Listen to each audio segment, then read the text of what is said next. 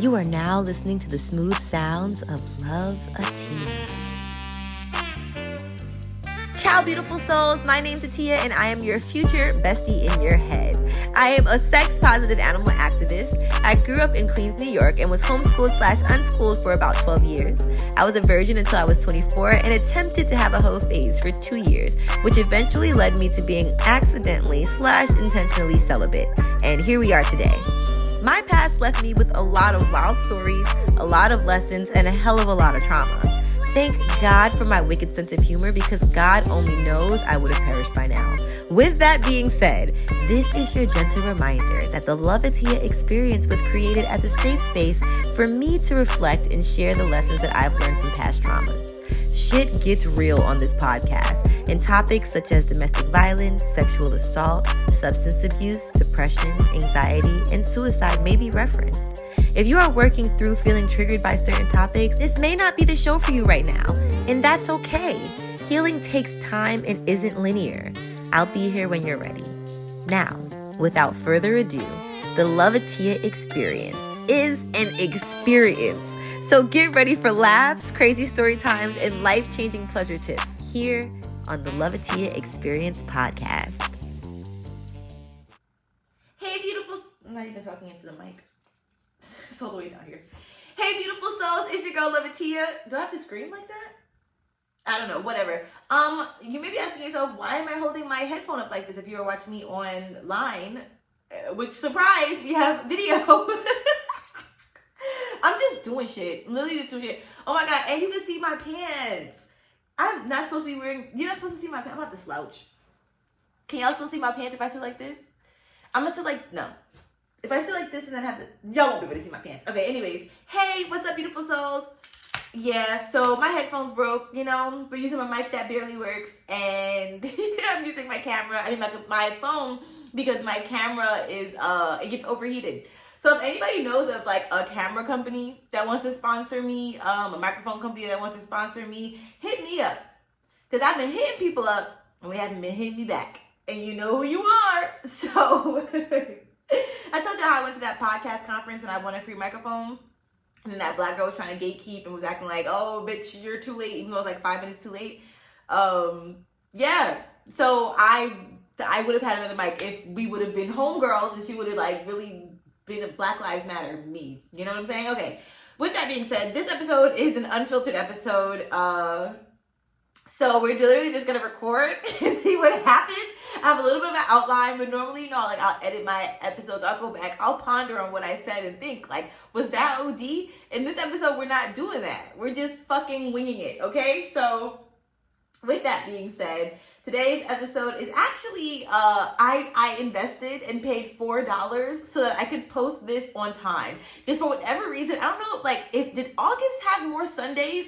For whatever reason, when I first started my podcast, I was able to, like, post 2 podcasts every 2 weeks, right? Like, that was the normal schedule. And now, like, somehow I'm on Wednesday as a posting day, and so I have to pay extra, which is why I've been late all this time. Like, y'all don't even know what's going on behind the scenes. So anyways, I just want to be transparent because that's how this podcast started out, was me like fucking stuttering and people outside, you could hear them, like my old neighbors back in the day, lawnmowers and shit. Like, you know, I'm just trying to be as like authentic and transparent and not easily discouraged as I probably would have been back in the day. So I'm really proud of myself for doing this with my lack of headphones and shit. So anyways, I want to start out by giving a shout out to everybody who has followed the Loveatiya podcast Instagram page. Oh my God, we officially have 1,377 followers. I remember just the beginning of last month, I was not begging, but like slightly kind of asking softly for 100 followers. And then one of my videos went viral. And now, although it did come at the cost of everybody calling me a whore and thinking that I got a train ran on me, at least I got followers, you know? You know, it's like, you just gotta look at the bright side. But yeah, for whatever reason, like, yo, first of all, my comment section on that page has shown me exactly why I was on this I hate men tyrant for so long. Because y'all are fucked up. Like, the way, first of all, I've gotten this comment before when people are like, oh, these are fatherless activities. But where's your father? But where is your dad? Like, your dad raised you to comment on somebody else's Instagram post and tell them that they don't have a father? Like, it's giving projection.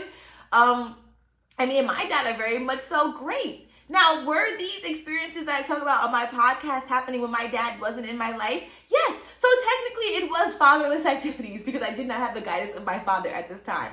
But now that I have him, I've been a celibate angel. You know what I'm saying? Now, like, and that's, but like, with that being said, I still feel like I stand strong in my sexual liberation. Like, even when my dad was in my life, I was still out there trying to get my pussy ate. So, like, it doesn't matter how much guidance you have from your parents, because at the end of the day, like, you're still going to do what you want to do. And I'm still a young woman exploring myself sexually. So I just want to make sure that was very clear, that, like, whether or not somebody has a father in their life or not, they can 1,000% explore themselves sexually without being deemed a hoe or a whore or a slut. At what point in life do we get to just explore our sexuality without these terminologies being put upon us? Second of all, I hope that some of these people in my comments come to the actual episode, because I literally explained how I didn't have sex with 2 people in one time. But at the same time, like, who gives a fuck? This is the whole point of this podcast. It's like, as much as I try to, like, defend sometimes certain people's, like, conceptions about what I talk about, I'm also working on not giving a fuck, because this is exactly why I started doing what I do. To let people be who the fuck they want to be. Let them have the experiences they want to have. As long as they're not hurting or harming anybody, then I think it is totally okay to explore yourself sexually. As long as they're not hurting or harming themselves. And even sometimes that comes with it, unfortunately. I know that I've harmed myself a lot. I've really repulsed myself to sex because of some of the experiences that I've had when it comes to sex. But that doesn't mean I'm just like, I don't know. I guess my point is that men in my comment section have put so much shame surrounding these sexual stories that I shared. It's like, oh my God, like, you're going to say this on the internet? Like, what? I'm saying on the internet what you say to your friends, to your guy friends. To me, my podcast is me speaking to my friends, my homies, my homegirls, my homeboys. Like, I want y'all to feel like I'm literally leaving you an hour-long voice note every 2 weeks. Like, that's what I want you to feel. So my point is, even if I did get a train run on me, does it fucking matter? I didn't get a train run on me, but if I did, does it fucking matter if that's what I wanted? Sometimes a fucking woman wants a train run on them. Sometimes her guy might have 3 fine friends, and fuck it, let's just all see who wins. Let's see who wins this race. This is fucking Hunger Games within this bitch, and my pussy is the prize. Like, my point is, I don't care. Like, even when it comes to the whole, oh, is squirting pee? If it fucking is, then what? Half of y'all like women peeing on you anyway. So if squirting is urine, it's okay. Why do we classify these certain substances as, like, some is okay than others? Like, oh, your cum is okay, this thick secretion that comes out of you that, like, is mucusy, but, like, something that might look or seem like pee, oh, no, fuck that. You know, like, that's how y'all be sounding sometimes. So I'm just out here trying to really break all of the shame and the stigma surrounding everything that our body does, all the things that we can do with our body, and call it a day, because I'm sick of the judgment. So yeah, shout out to the people that are saying that I have no self-respect. Because thank goodness these experiences actually helped me raise my self-respect and raise my self-esteem. Y'all ain't telling me nothing that I ain't know. Like, me fucking footsies next to Panda, like, would I normally in my day-to-day time like to fuck somebody while their friend is in the next bed, and I might have, like, been with that friend as well in the past, but not through penetrative sex because I was a virgin? Would I technically want that to be my ideal way of, like, having sex with my crush? No. But was that the situation? Yes. And did I have a story to tell from it? Absolutely. So there's that. And also, yeah, like, just have fun. Like, none of this shit matters. When I die and I'm looking at God or whoever the fuck is supposed to let me into some fucking place, I'm going to hell anyway. And, you know, what if there's, like, a God in hell? Don't fucking say that shit. The Christians will be on my ass. But, like, no, seriously, like, and also, what if this is hell? Because life is giving hell. It's giving fucked up. as hell, and I'm living my sentence out for being a whore in a past life. My point is that maybe there's no punishment. Maybe you're gonna get punished because you're not sowing your wild oats. Who the fuck knows? Don't we sound crazy? Don't I sound crazy for placing judgments upon people for random shit? That's what this is giving. So my point is, I'm not going to be ashamed no matter where I go once I'm out of this physical body. And if I have to recount everything again, I'll be like, yo, can you go back to like Earth and listen to my podcast and like listen to my story so that you can know like if you want to let me into fucking heaven or hell? Because at this point it's giving either heaven is you go to ascend or hell is you come back to Earth. That's what life is giving. So if I'm going to come back to Earth, maybe this is my 19th time on Earth and I'm like, fucking, I'm popping this pussy this time. Like, I don't know. So yeah, my point is, fuck everybody who's trying to judge me online because it ain't working. It's not working, honey bun. I can't wait to pop my pussy again, but it's gonna be for a real Negro. You know what I'm saying? Like that's really what we're waiting for. We're not out here just holding back. Like we're out here going within. And the more I go within, the more I learn my worth. The more I realize, like, oh no, I can't just give my pooms to everybody. With that being said, is anybody else disgusted by men? Like, no, I feel bad. I feel bad and I didn't want to discuss this around them. So I hope that they left. I hope that while I was going on my rant about like hoe shit, they left. And again, I want to do an episode where we redefine like what is hoe, what is slut, what is whore, what is thought, what is, like, first of all, somebody said thought is that hoe over there. Why do I have to be over there? Like who came up with that? So anyways, my point is I want to go through all those definitions because once again, we can add our own definition to what we want. Let's reclaim this shit. Just like we reclaimed the word bitch. I think, were we doing that? We still did that? Is that still a thing? Let's do that again with hoe and slut. I'm like, should I take my headphones off? Hello? I can't hear myself, but it just looks cuter. Like, it's just, my head is just cuter in this way. Okay. This is going to be an hour-long episode because, like I said, this is the one that I paid $4 for. And so we just needed this to hold this down until we get our official lineup back going. All right. See, that's something I would have edited out, but I kept it in. Let's talk about how much I can't stand these niggas. I'm so disgusted. Like I said, my comment section on Instagram has really shown me, like, how men think. Even I remember I was making a story one time. I think I told y'all this. And I said something about a guy. And then people were commenting, like, well, at least he hit. And it's like, right, but like that's the prize, like that's what we're going for, I don't know. But it's like the mindset and the way that men really think about us and it's not like I have a balance of enlightened comments from men versus idiotic comments from men. No, it's like an abundance of rude comments from men. And then men speak as if like what they are saying is key. I've made very much so sure that on this podcast, I make it known, like, I don't always know what the fuck I'm talking about. Like, sometimes I do, but we're going to really learn together most of the time. But the way that men speak a lot of the time, especially on podcasts and just in general, like the toxic masculine men are like, no, this is what it is. You're dumb if you didn't know. Like, wasn't that triggering? Like, haven't y'all heard that before? Like, that, it gives that.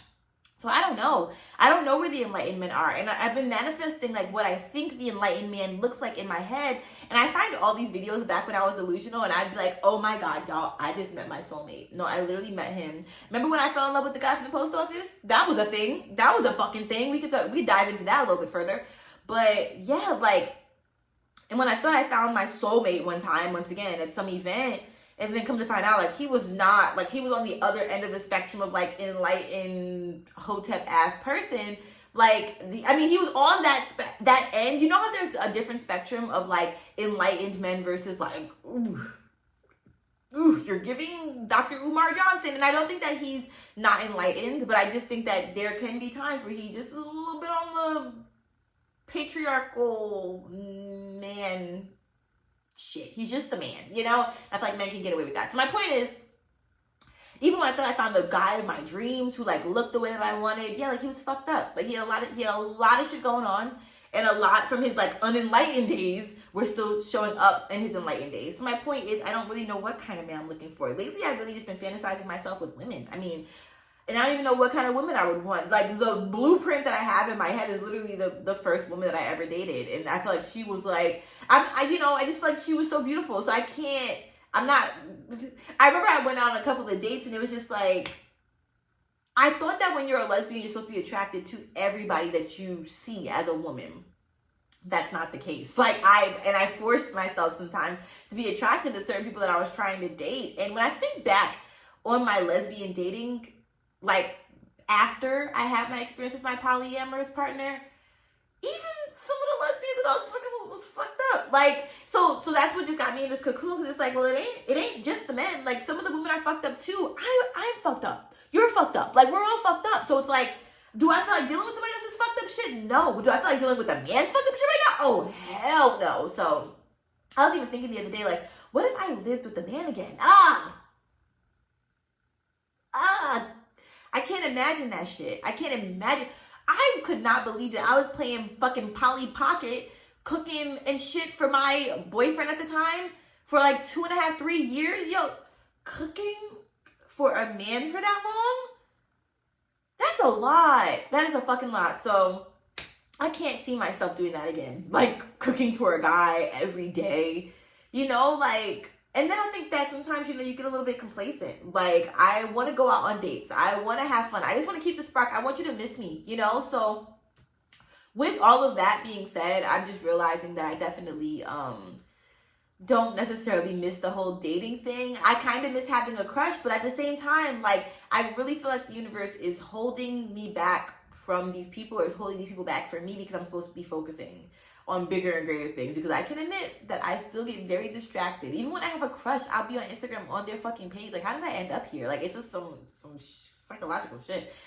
So, but yeah, the dating pool is doo-doo. Like, they say, oh, the dating pool's in hell. No, it's literal doo-doo. Like, it's literal regurgitations of old shit that people have eaten, and then they poop out all of, like, the stuff that's just unnecessary and unneeded that nobody wants, like, in their system. That's what's out there in the dating pool. Like, people have taken shit in the pool, and it's stinky, and I hate it. And so it's like, I don't want to get to the point where I love myself so much that I don't want to fuck with these niggas. Like, and when I say these niggas, I mean, I don't want to fuck with anybody. Like, I don't want to get to that point. And I don't think I'm holier than thou. I know that I have healing to do. And sometimes I, you know, even in the past have met people and they seem like they had their shit together. And I've been like, oh shit, no, we can't date because I'm fucked up right now. Like, I'm not trying to fuck your shit up.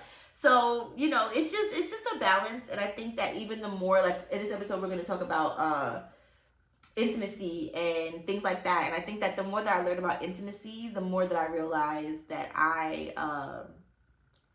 don't know, I guess just the more intimate that I become with myself, the more my heart will be open for others. I don't know. Like, that's not what happened. Like, I thought that the more I love myself, the more open my heart would be for other people. And it's like, no, the more that I love myself, the more discernment I have, and the less I want to pop this pussy. But most importantly, the less I want to give anybody else my time and energy.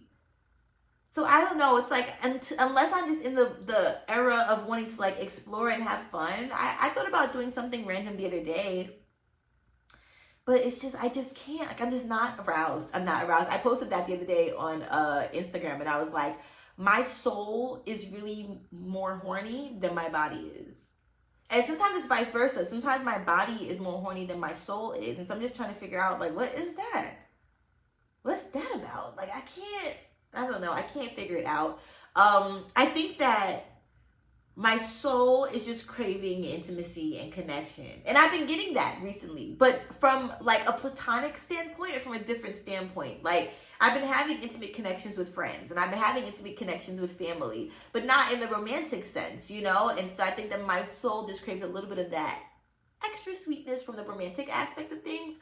And I think that when my body is horny, I think I'm just bored. I think I need something to do when my body is horny, honestly. And so I'm going to start reading a book. This book, Come As You Are, I've been reading it, and I don't know why I'm going to start reading it, but I'm going to continue to read it and let y'all know if I see anything extra cool from that book. But there was an article that I read about intimacy, and they said if you want to get closer with yourself, and even when it comes to just, like, touch and things of that sort, then we can read that book, and supposedly it will help. Okay. I have a story time today, and this story time is going to be about the time that I went on a date with a 21-year-old. And I'm ashamed. I know I said don't have shame, but I'm a little bit ashamed. I'm like 5% ashamed only because I knew fucking better. And it ended exactly how you would think that a situation with a 21-year-old would end. And at the time, I was 27. So that's 6 years. I just always felt like if I'm gonna date a fucking first of all, my rule was always you have to be old enough to drink. Like, I know that they say 18 is a legal age, but the people who are like, well, they were 18, it just never sat right with me. It's like, well, they were 19.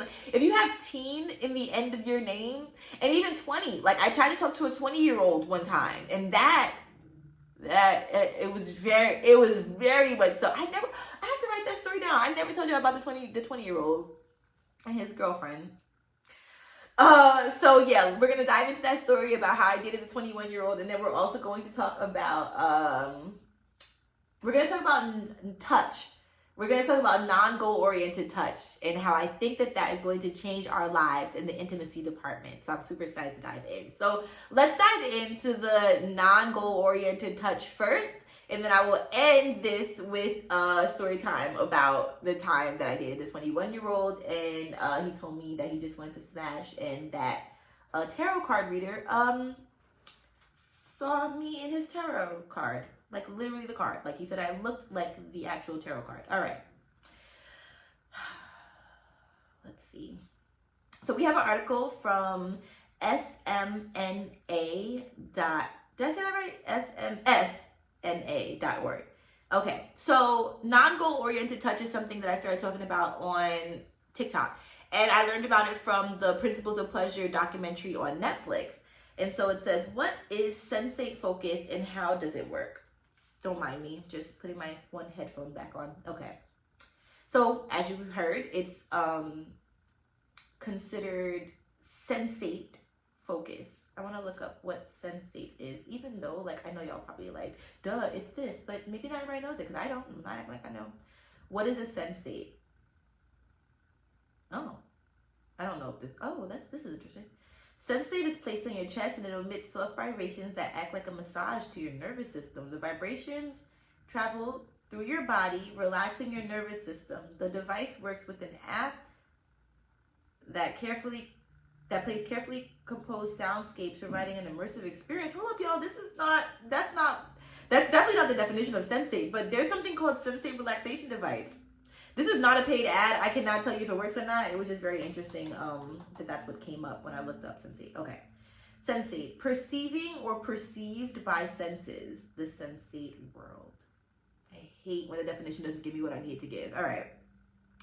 Sensate focus is a technique used to improve intimacy and communication between partners around sex, reduce sexual performance anxiety, and shift away from ingrained goal-oriented sexual patterns that may not be serving a couple. The technique developed by William H. Masters and Virginia E. Johnson in 1960s consists of a series of touching exercises that a couple completes in a sequence. A major aim of the exercise is for the partners to let go of their expectations and judgments of mutual touching and instead focus solely on the sensory aspects of touch, like temperature, texture, and pressure. The idea behind sensate focus is that it allows the couple to relax and be mindful of the sensual touching experience without being weighed down by perceived ideas of what should happen.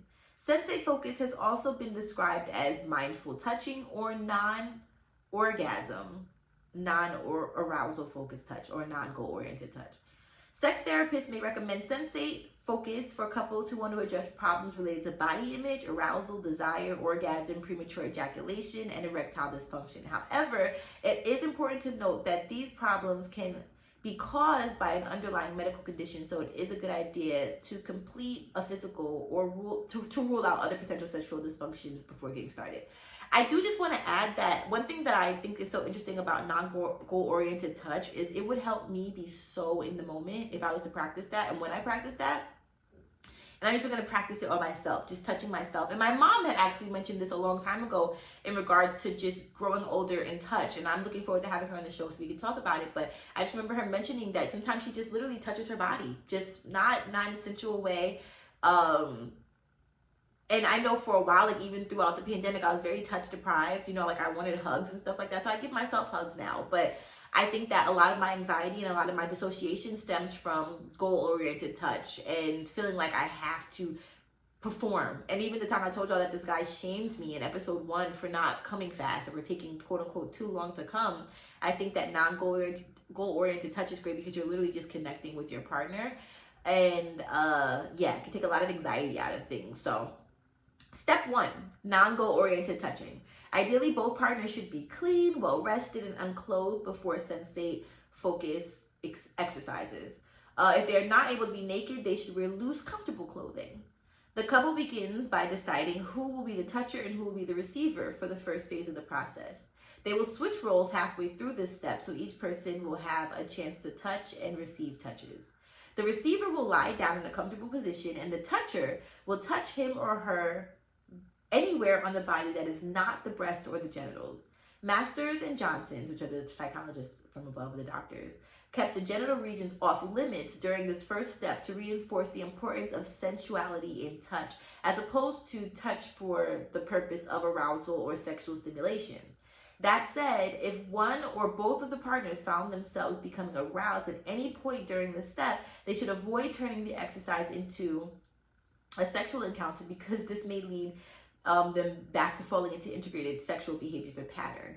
Instead, the couple can experience touch at a purely sensory level, feeling the fingers or body of their partner without judgment, expectations, or preconceived notions. This sounds so sexy because I would just I feel like that would make me more horny than sex. I don't know about you, but I have only had few experiences where sex itself, like penetration itself, has made me feel so good. But the things that make me feel really good are like the kissing in between the thighs, or just the rubbing on my back, the back kisses. Like, I love kisses, and I know this is not about kissing necessarily, but just touching in general, just that having to focus on just that. Like, even this gave me goosebumps, literally just touching my arm.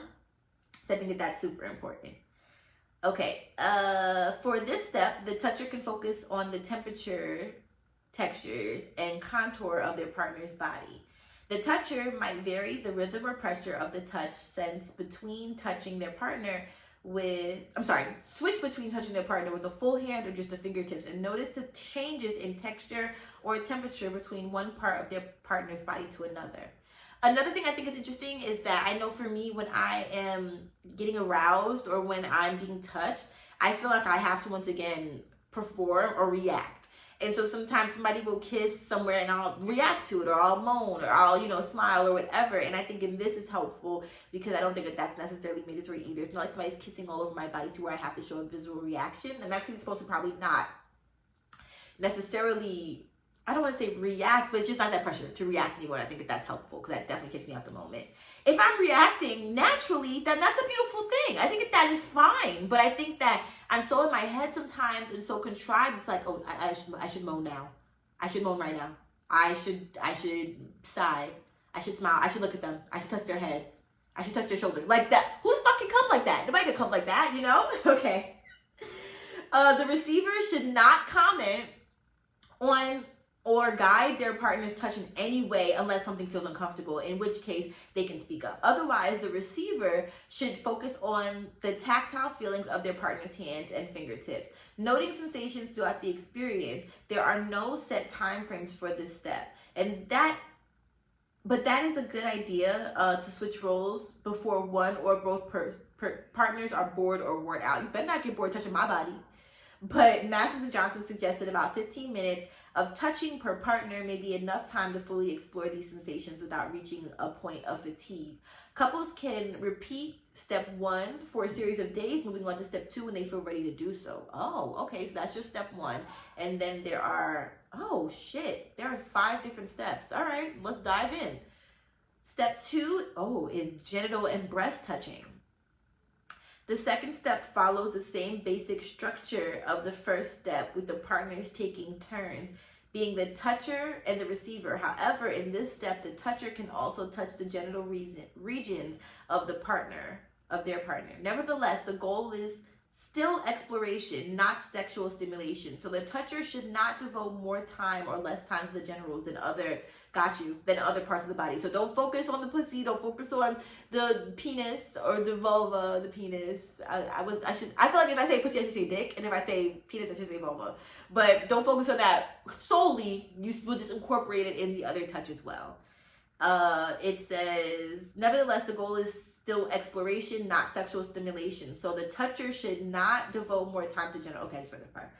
It is okay if one or both partners becomes aroused during this process, but again, they should avoid turning this experience into a sexual encounter, which makes sense. And in step 2, the couple may also use a technique called handwriting, in which the receiver puts their hand over the toucher's hand and gives gentle nonverbal cues to the touchers, such as slightly increasing pressure at times.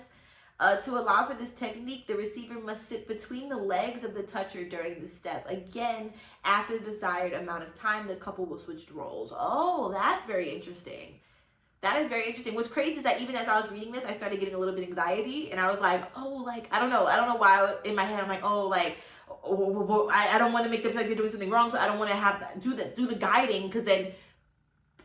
And so I'm excited to just continue to practice removing the expectation and the anxiety from sexuality as a whole for me, and from sexual performance. And even sometimes online, people think, oh, I know all this stuff about sex, I know all this stuff about pleasure. No, y'all, like, I literally came on here and told y'all I'm learning just like y'all are. So it's very important that we give each other amnesty and room to grow. And so even for me, I'm very transparent about my sexual anxiety. I still got it, especially now that I'm online and people know me.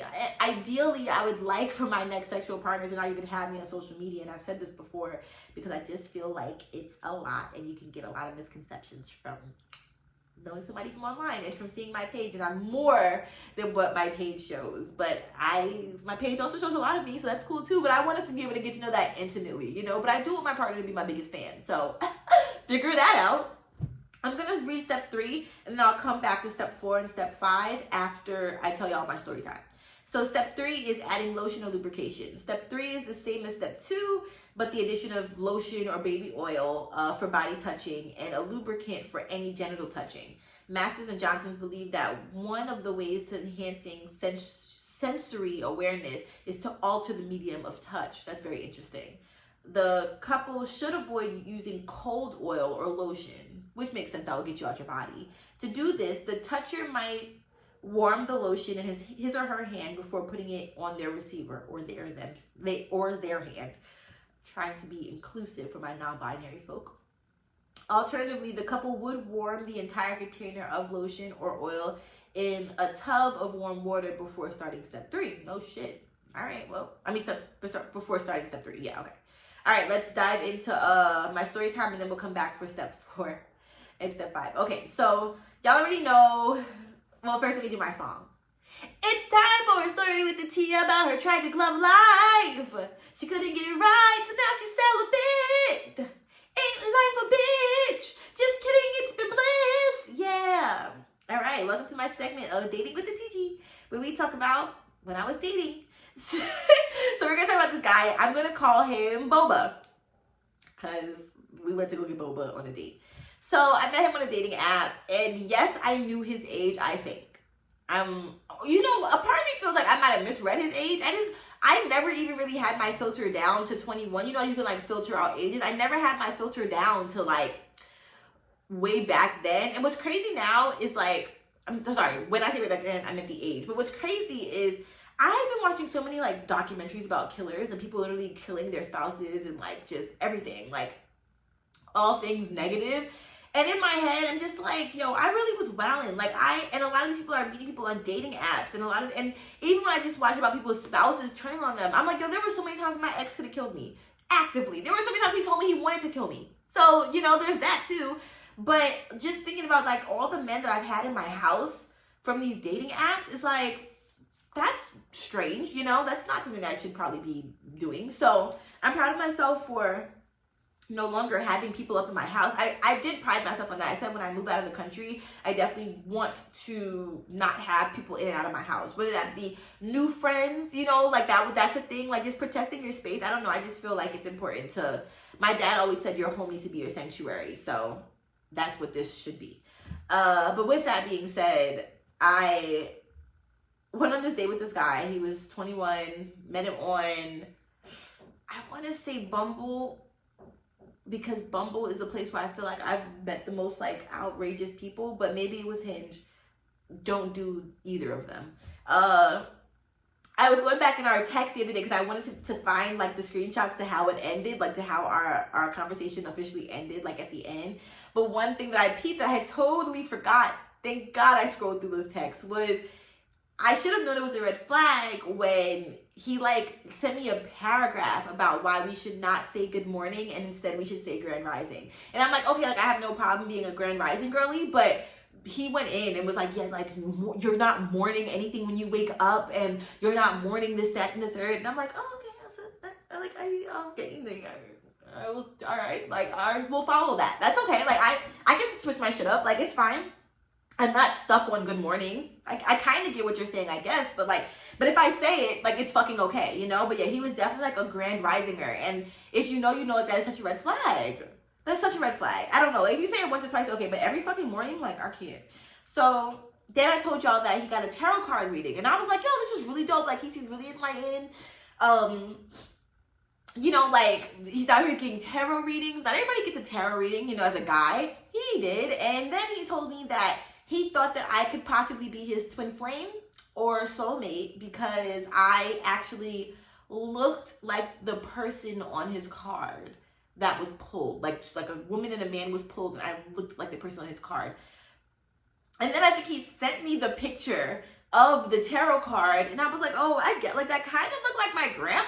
I don't know, like, I guess, like, if I had, not me, but maybe somebody in my family, I don't know. Like, my point is that it should have been another red flag or I should have deemed it as a red flag when he considered me to be his soulmate and his twin flame before we even met, my guy. You don't even know, I might be a crazy ass bitch. But there was that. He was really hopeful, and, you know, this was a rough time in my life. So my grandma had literally just passed away in April, and I was dating him in May. And now I'm like, wow, did I date him after I dated the girl that catfished me about her race? But we'll figure that out. We'll figure the timeline out. Okay, so he ended up asking me if I wanted to go on a date to get some boba tea. And I'm like, okay, cool. That's something new. I've never done that before. So let's try it. I mean, I had gone to boba before. I actually went on a friend date with my woman friend. But what's ironic is I actually had a crush on her when we went. I wonder if she knows that. If you're watching this, I had a crush. Well, I think you knew that I had a crush on you, but I had a crush on you. When we went on that boba date to to Battery Park. Okay, but then I didn't get boba that time though. I got like some aloe drink. So this time I got actual boba. But one thing that I remember was when we met and I looked in his mouth, he had like shit, like something green, like, and then like tartar. I just don't feel like it should be visible. Like, I understand that throughout the day we might, I don't know. I know at the end of the day, you know, like, we brush our teeth because we accumulate tartar from the food that we eat. But I don't necessarily feel like if it's solid food, it's like, okay, you just ate, that's stuck there, cool. But you had tartar, like, actual, like, caked up in your teeth? All right. So there was that. And I, once again, was trying not to be judgmental. But I did give myself an out because I think I had work later, or I was hanging out with friends later on that day. So I was like, no. And then another thing was he didn't have a car. And I'm like, somebody who doesn't have a car in Atlanta, granted, I get it, you're 21, but most people in Atlanta have cars when they're like fucking 18. Like, what are you doing? So, granted, I get it, everybody has it like that, but at least get a hoopty. You know what I'm saying? So he was like catching rides and taking the train to meet me at the boba place and stuff. It was just a lot. Because even at the end of the date, like after it was done, like he just kind of wandered away. Like, because I got in my car and he wandered.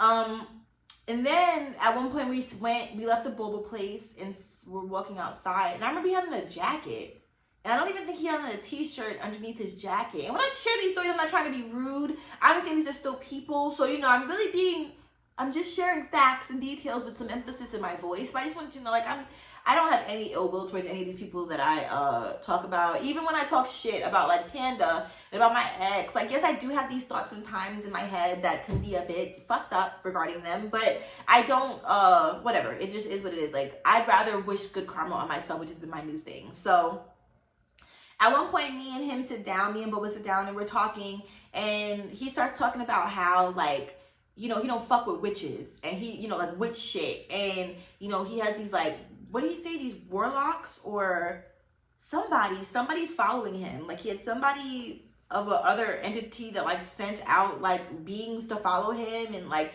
he was like looking around to make sure like nobody was following him. And I'm like, all right, so this is really when I have to go at this point, because like, first of all, how you know I'm not a witch? Like, well, how you know that? Like, well, you know what I'm saying? Like, I don't know. Like, it's 2023 and people be walking around as audience. Like, why would you start blacking about that? Like, you don't even know what I believe in. And second of all, weren't you just reading tarot cards? And I remember I was watching Ready to Love, and this fucking lady, I don't know if y'all know her, Janelle from Ready to Love, this Houston season.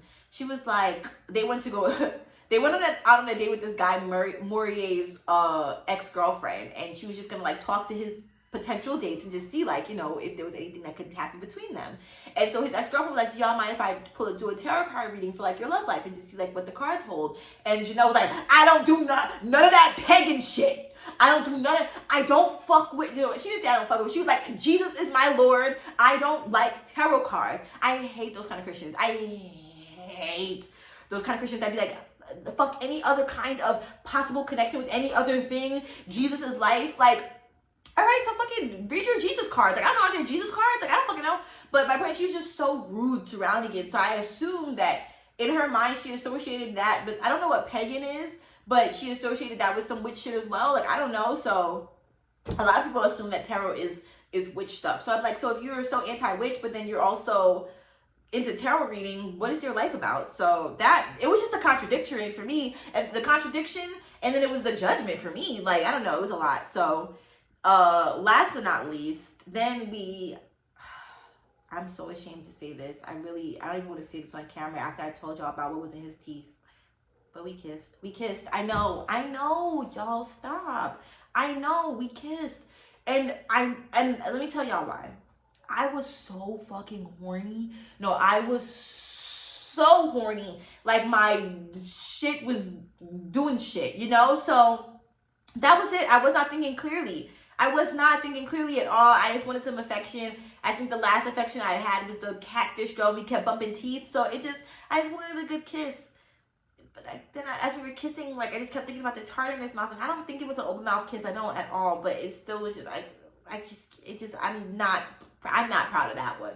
I'm not ashamed, but I'm not proud of it. So anyways, like, it just seemed like he was falling more and more in like with me after the date and was like really showing these signs of like really feeling me. And so eventually I told him, like, I had an epiphany. And I was like, you know, I just want to be honest with you. I don't want to lead you on. And so, you know, I just sent him a voice note, just being really, you know, I'm like, I think you're really cool, this, that, and the third, but I just don't think that's going to work out between us. I'm down to be friends, platonic friends, that's fine. And his reply was, I see. So it was one of those epiphanies, LOL. Well, it's okay. If you found someone, that's all good. I don't think I ever said, I definitely didn't have somebody, so I don't know where that came from. He said, like, we could be cool, of course, but at the same time, I don't have any friends that are girls, like platonic friends or anything like that. But it's all good. I was trying to see if you were down for friends with benefits, because it seemed like it from what you said on your profile. I just love hard and passionately, but if that scares you, that's okay. My thing is, like, why are we talking about loving passionately?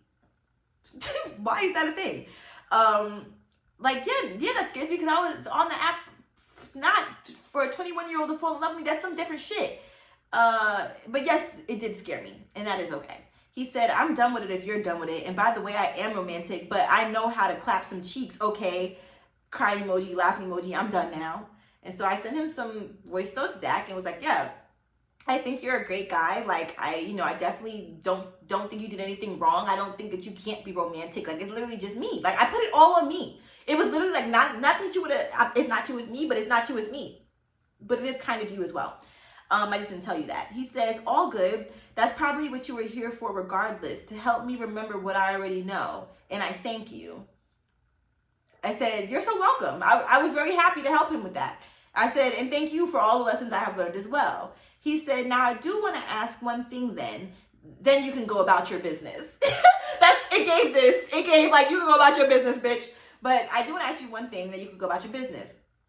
What were some things I can work on for a better first impression? Like, what were the things that maybe you didn't like so I can change?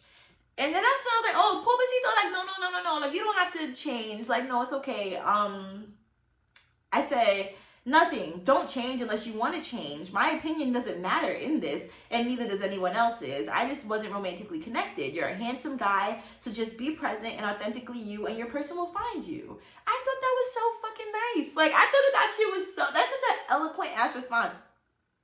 And then he said, okay, I'm gonna see how I can incorporate that next time. Thanks. But there was another part in the text messages where I swear to God, I thought he was like, I just wanted to smash. I don't know where that part was in the text messages. I know it's like where he said he could be friends, he wants to be friends with benefits or whatever, but no, he used the word smash specifically. I remember that shit like verbatim, but whatever. That's done. Story time done. And maybe he made it a voice. I'm like, where is that? I want to find the proof of the pudding. But anyways, yeah, very fucking funny. Don't change. Like, I mean, just as in general, like if somebody says that they don't feel mentally connected with you, I don't necessarily think that it's anything that anybody should change about themselves, unless the romanticism isn't there. I think that I personally genuinely just knew that he wasn't my person, and that's okay. If somebody's not your person, it's okay. And I think that we go into this thing of trying to change people sometimes. I don't know what era of life that was, but there's like this fix a hoe or change somebody, and it's like, no, you don't have to do that. Like, you are perfectly fine as you are. You just weren't my person. So that was an interesting exchange. And then he still followed me on Instagram for a while and watched all of my stories. And I think I ended up unfollowing him because he was watching stuff. Did he follow me on TikTok? And it was just too, like, it still wasn't disconnected enough for me. I'm just like, I literally feel like I spared his feelings because I can only imagine if I was 21 and I met me, I would have fallen in love with me too. And I feel like that was the verge we were going on with this whole soul fucking flames, twin ties, twin flames and soul tie shit. Like, no, brother, that ain't this. All right. That's my story. That's the conclusion. Things I learned. Stay off dating apps. But it's so crazy that I'm talking about this. I low-key want to join a dating app just for shits and giggles. Like, I want to have a portion of the show where it's like, let's check my dating app and see like what these niggas are saying. Should I do that? Let me know.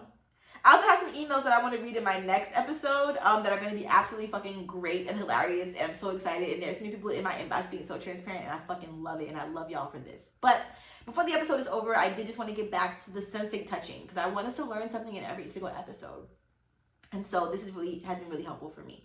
So you already heard this. I don't have to recap anything that we discussed for step 1, step 2, or step 3. But now we're at step 4. And step 4 is... In step 4, both partners it's called mutual touching. Both partners are allowed to touch one another at the same time, following the same basic principles of the previous 3 steps. The partners should not touch one another with the intention or expectation of sexual arousal, but rather with the mindset of simply noticing the sensations and feelings of contact. For this step, the couple may also use their lips and tongues to touch one another, but should avoid kissing and oral sex. In this way, they avoid reverting to old sexual patterns, and they allow themselves to discover a new level of sensuality and sensory application.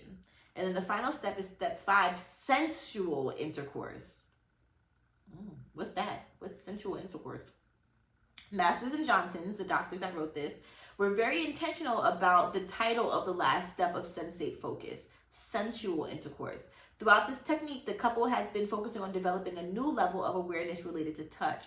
Therefore, they do not want to return to the same mechanical or orgasm-driven nature of sexual intercourse. Instead, they can continue practicing mindfulness during sensual touch by noticing the temperature, shape, and texture of their genitals as they come into contact again. Oh, full circle moment. They might also insert or remove fingers or the penis into the vagina slowly several times before engaging in instinctive thrusting patterns. Perhaps that will vary their breathing and see how this affects the sensations. However, the couple chooses to proceed, they should remain aware of touch and physical sensations in the same way that they practice throughout the process. A knowledgeable sex therapist can provide you with further information and guide you on sensate touch and other sex therapy techniques. If you believe that you and your partner could benefit from sex therapy, you can search for a licensed sex therapist in your area here, and they have like a link for that. So I'll be sure to put this in the description of this episode. But wow. No, I love this so much. They have a couple of other articles too, like young people's barriers of talking about sexual health with their parents and providers, how sex changes with age, a multidisciplinary approach to sexual well-being, how sex therapy can help with sexual dysfunction, and how can depression affect your sex drive. Did y'all hear my stomach growl just now? I gotta eat. But before we end this episode, I do just want to reflect on this. I love this so much. I thought it was interesting because they mentioned, I think they said like after a couple of days of step 1, they said couples can repeat step 1 for a series of days. And I think that that's so interesting. I think that I wonder, like, if I was to practice this with a new partner, would I start off with that instead of diving straight into sex? It makes sense because it's like we're having this build up. So then if I meet you and we want to get intimate at a point, but we start with just straight up intimacy and sensual intimacy as opposed to sexual intimacy, that shit can hit different. That shit can hit different. Because it's really a build-up. Because I'm like, wow, but like, you know, what if I really just want to have sex? It's like, right, but what's the point of having sex if you don't even know your partner's body and you're not even going to enjoy it? What's the point of starting at zero when you can fucking, you know, like start at zero in the sex life department of having sex and being like, as opposed to building up to it. Build it up, build it up, build it up. A heart is a house for love. And I learned that it don't take much to break. Oh, I should watch the 5 Heartbeats tonight, y'all. That was my shit. It's been just beginning. You can't stop it now. You're gonna make it. We got somehow. We show the world. I'm holding back because these vocals sometimes these vocals hate. But on a serious note, yeah, I'm excited to practice Sensate Touch and learn more about it. And let me know if you've ever done this before, if you've ever practiced Sensate Touch before.